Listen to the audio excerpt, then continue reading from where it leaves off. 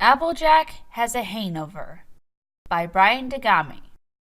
It was Sunday morning in Ponyville. Celestia's sun had just appeared in the sky, which for most ponies meant the start of a nice and relaxed day.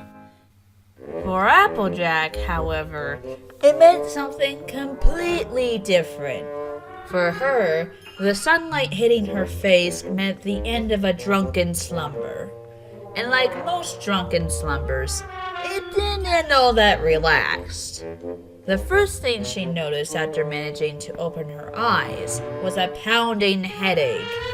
Next came the feeling of intense nausea.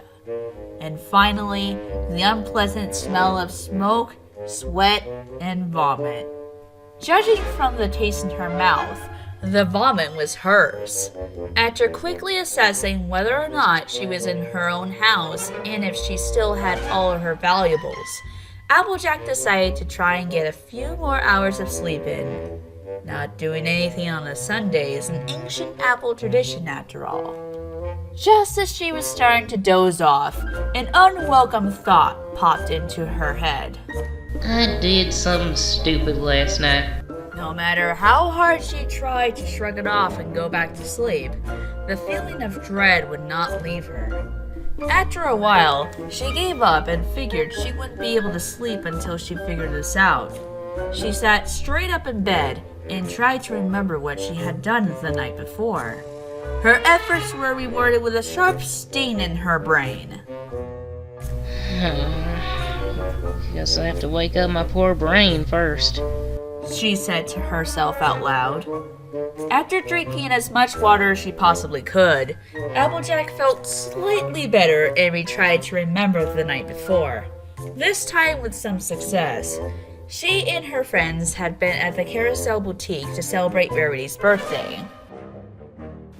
Well, celebrate wasn't exactly the right word. They basically got hammered with Rarity to help her forget that she was getting older. Pleased that she could at least remember something now, Applejack tried to dig up more, but unfortunately, she drew a complete blank. She had no idea what transpired at Rarity's, much less why the feeling she had done something really stupid wouldn't leave her. After mulling it over for a while, she decided that the best course of action would be to go see her friends and ask them what happened.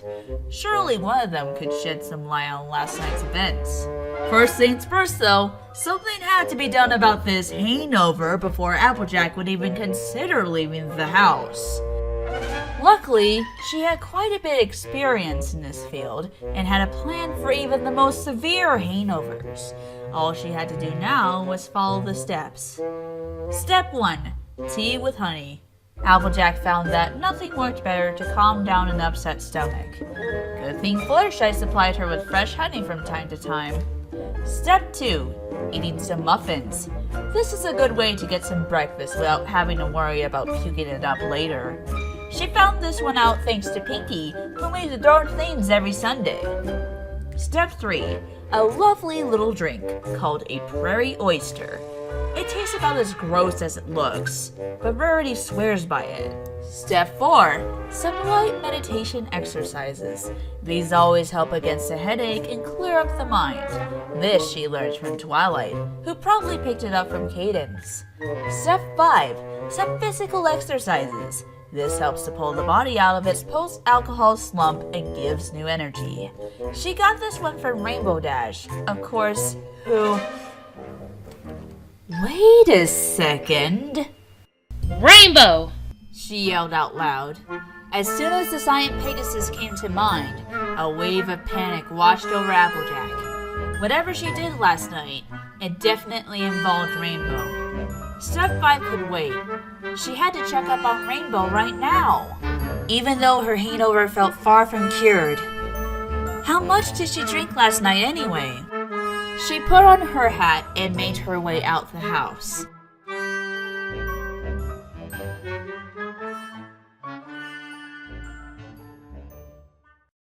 The chilly morning air felt surprisingly good, maybe even good enough to be added to the hangover cure list.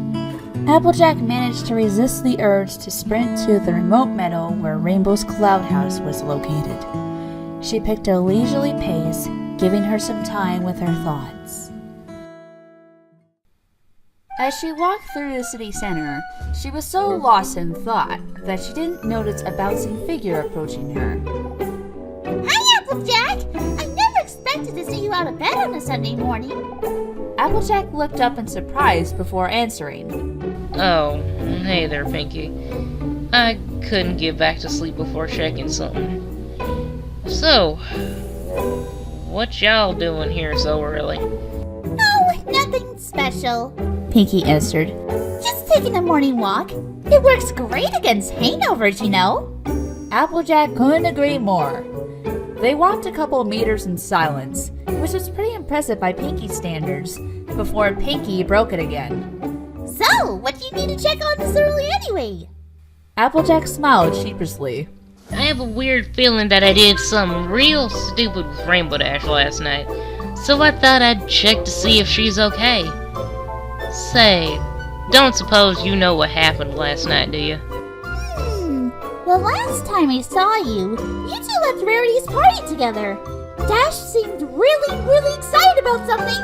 Anyway, I better turn back here. I have muffins in the oven! Applejack was about to say goodbye until something stopped her.